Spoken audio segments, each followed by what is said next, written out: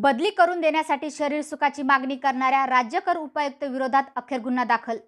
मारुतराव राठोड विरोधात अखेर विनयभंग आणि ॲट्रॉसिटीचा कायद्यानुसार गुन्हा दाखल।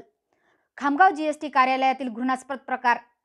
बुलढाणा जिल्ह्यातील खामगाव येथील जीएसटी कार्यालयात कार्यरत असलेल्या महिला कर्मचारीला बदली करून देण्यासाठी शरीर सुखाची मागणी करणाऱ्या राज्यकर उपायुक्त मारुतराव राठोड विरोधात अखेर पोलिसात गुन्हा दाखल करण्यात आला आहे।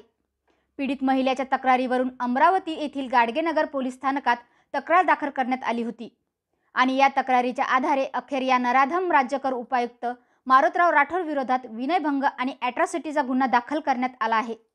खामगाव येथील राज्यकर उपायुक्त मारुतराव राठोड याची तडकाफडकी बदली मुंबई येथे करण्यात आली होती। त्यानंतर आता या नराधम अधिकाऱ्याविरोधात पोलिसातही तक्रार करण्यात आली आहे आणि या तक्रारीवरून पोलिसांनी विनयभंग आणि ॲट्रॉसिटी सारखा गंभीर गुन्हा दाखल करण्यात आला आहे। त्यामुळे आता राज्यकर उपायुक्त मारुतराव राठोड या आरोपीला कुठल्याही क्षणी पोलीस अटक होऊ शकते।